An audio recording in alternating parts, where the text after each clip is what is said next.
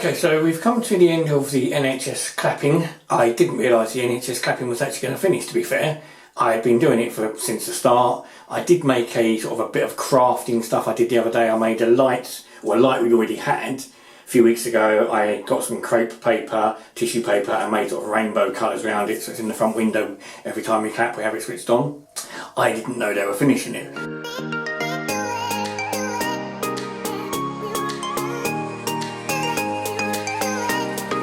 So this week I actually went up to the range and bought some card foils in different colours, which I thought I was going to make something else with or put a background to it. I won't do that now. I will use them probably as a photography background, so they might be something as part of my kit of stuff that I collect that goes for photography, because there's always uses for little bits and bobs. So it's also stuff like that that actually goes along with sort of what I was going to talk about in this video, is a little bit of my YouTube habits or what I tend to watch, because there's some ideas and things that I pick up. My main YouTube watching habit it tends to be fixed usually around mainly watches, how-to videos and tech videos, sometimes a little bit of cars. Not always, there's some things that maybe I see and I like the interest a little bit. Normal TV I tend to only watch mainly the news, the coronavirus updates from the government, and quiz shows when they're on. If at any time there's a decent crime documentary or crime drama on, I'll watch those. But at the moment with the crime dramas, there's nothing worth watching at the moment. There's nothing really on, so it's the odd quiz show and a bit of YouTube, but I don't watch it all the time. I am also still learning bits on the Switch, so the games consoles. When I've got games consoles coming out of my ears, but the main one I'm going to play at the moment is the Switch. I've got Luigi's Mansion 3.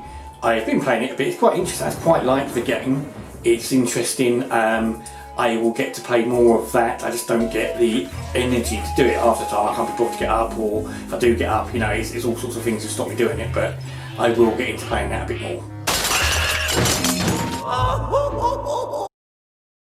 When it comes to YouTube, there are some YouTubers that I follow, and there's some YouTubers I might watch more regularly than others. I don't watch any of them religiously, so if somebody brings out a new video, I'm not suddenly jumping on it and watching it straight away. Some things I will miss, I won't care about, I'm not interested. So say most people that I will watch, I may only watch a handful of their videos. Tech videos be something like iJustin.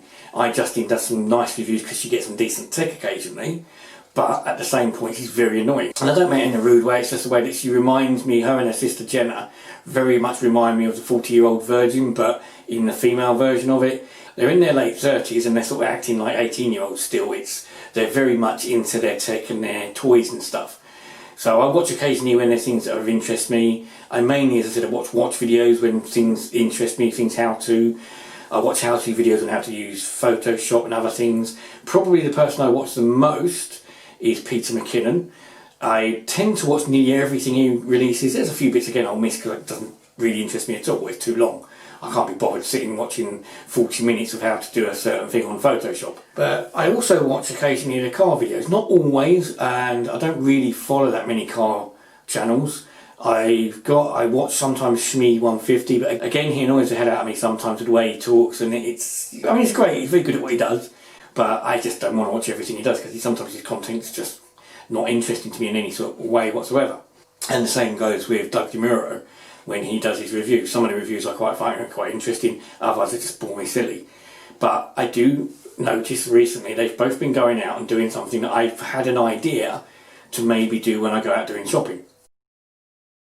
Now, I don't film anywhere near as much as I could do. Some people, like when I was watching Casey Neistat, when Casey Neistat used to do sort of daily vlogs, he was videoing every single minute of his day. I'm never going to do anything like that at all, but I like to video this, that and the other. Doug and Shmee both recently have been going out in lockdown, and one of the things the guys are doing at the moment is doing videos of cars that are sort of unusual spots, things they don't normally see. So driving around, or in Shmee's case, he's walking around London and sees the odd quirky or fancy car and then sort of makes a video out of it. And I was thinking that could be something I do as I'm driving around. I could see something quirky, something brilliant. I think actually I might add that into a video or make a video specifically about certain ones as I drive around. The problem is, as I've been driving around, I haven't really seen much. So rather than making one particular video out of it, I might have vlogs with little bits of cars that, you know, maybe I see out and about, I'll see something, I say, oh, I'll see that, and then I might not see anything else for a couple of days, so it might not all be in one go, it'll be bits here and there, like, oh, that's nice, and I might show me videos. I don't know, it might be something else I see, you know, never animals or strange watches. I don't see watches very often because I don't stop anywhere that sells watches. And actually, by the way, for the next few days or a couple of days or so, I'm going to be wearing the Tiesto Guess watch. It is the heaviest watch I've got, so it's getting used to it on the wrist.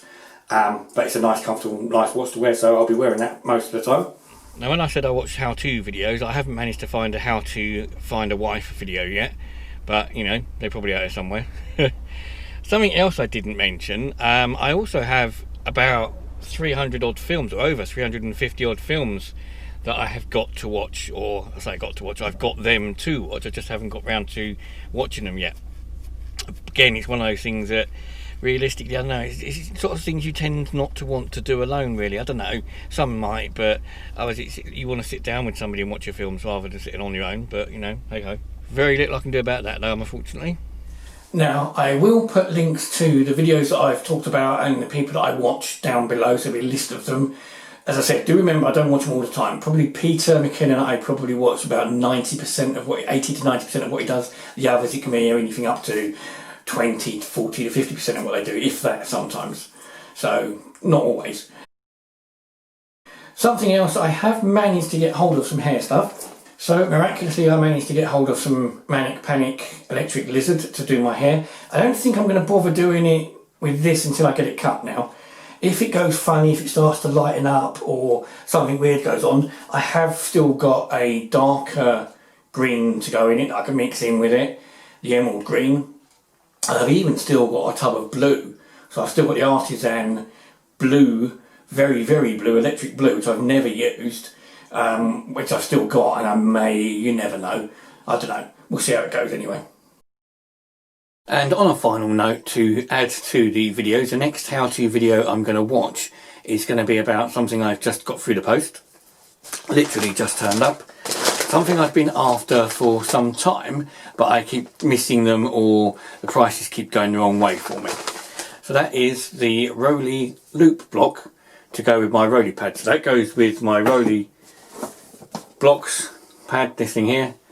This is going to attach to it to help you record. These on the websites, if you buy them from Rolly or you buy them from one of the music stores, Juno or one of the other music stores, or online Amazon, places like that, they're about 117 quid.